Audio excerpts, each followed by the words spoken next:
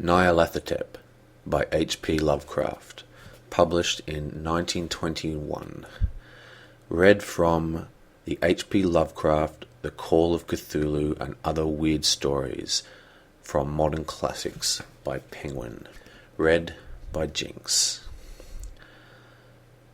Nyarlathotep, the crawling chaos. I am the last. I will tell the audient void. I do not really recall distinctly when it began, but it was months ago. The general tension was horrible.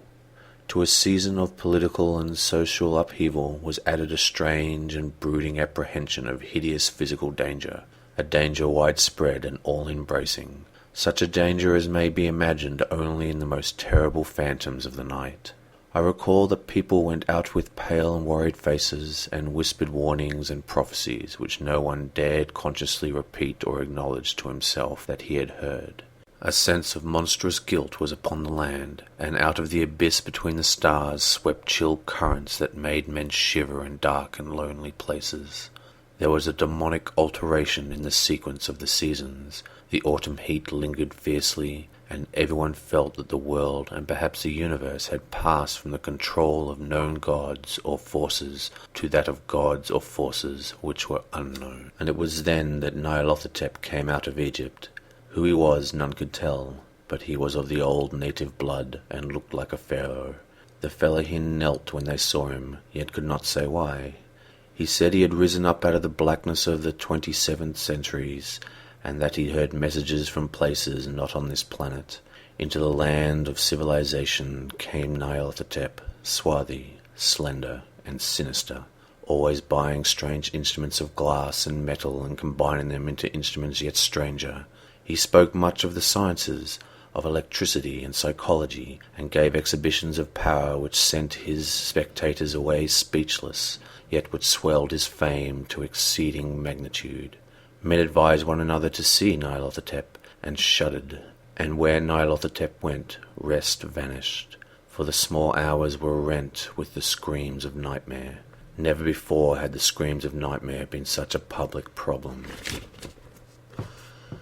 Now the wise men wished they could forbid sleep in the small hours, that the shrieks of the cities might less horribly disturb the pale, pitying moon as it glimmered on green waters, gliding under bridges, and the old steeples crumbling against the sickly sky. I remember when Nyarlathotep came to my city, the great, the old, the terrible city of unnumbered crimes. My friend had told me of him, and of his impelling fascination and allurement of his revelations, and I burned with eagerness to explore his utmost mysteries. My friend said they were horrible, and impressive beyond my most fevered imaginations, that what was thrown on the screen in the darkened room prophesied things none but Nyarlathotep dared prophesy, and in the splutter of his sparks there was taken from men that which would never have been taken before, yet which shewed only in the eyes. And I heard it hinted abroad that those who knew Nyarlathotep looked on sights which others saw not. It was in the hot autumn that I went through the night with the restless crowds to see Nyarlathotep, through the stifling night and up the endless stairs into the choking room, the shadow on a screen. I saw hooded forms amidst the ruins, and yellow evil faces peering from behind the fallen monuments, and I saw the world battling against the blackness, against the waves of destruction from the ultimate space, whirling, churning, struggling around the dimming, cooling sun. Then the sparks played amazingly around the heads of the spectators, and their hair stood up on end, while shadows more grotesque than I can tell came out and squatted on their heads. And when I, who was older and more scientific than the rest, mumbled a trembling protest about imposture and static electricity, Nyarlathotep drove us all out, down the dizzying stairs into the damp, hot, deserted midnight streets.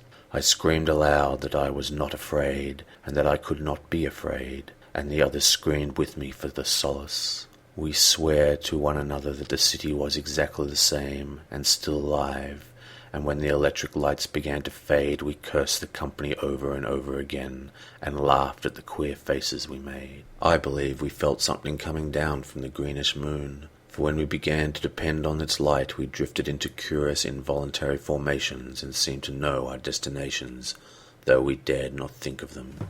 Once we looked at the pavement and found the blocks loose and displaced by grass, with scarce a line of rusted metal to shew where the tram lines had run. And again we saw a tram-car, lone, windowless, dilapidated, and almost on its side.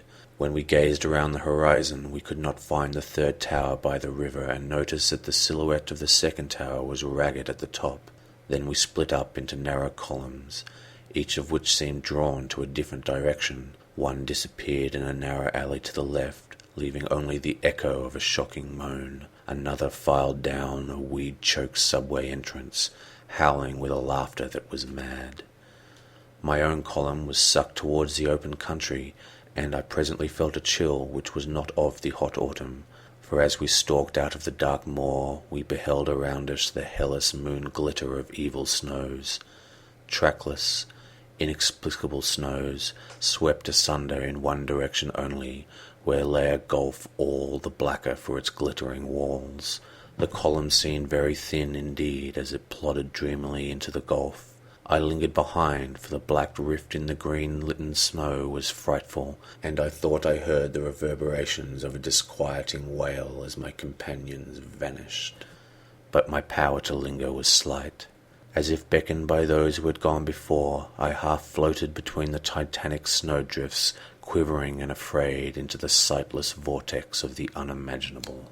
Screamingly sentient, dumbly delirious, only the gods that were can tell, a sickened, sensitive shadow writhing in the hands that were not hands, and whirled blindly past ghastly midnights of rotting creation, corpses of dead worlds, with sores that were cities, carnal winds that brush the pallid stars and make them flicker low, beyond the world's vague ghosts of monstrous things, half-seen columns of unsanctified temples that rest on nameless rocks beneath space, and reach up to a dizzying vacuum upon the spheres of the light and darkness. And through this revolting graveyard of the universe, the muffled, maddening beating of drums, the thin, monotonous whine of blasphemous flutes from inconceivable, unlightened chambers beyond time, the detestable pounding and piping, whereupon to dance slowly,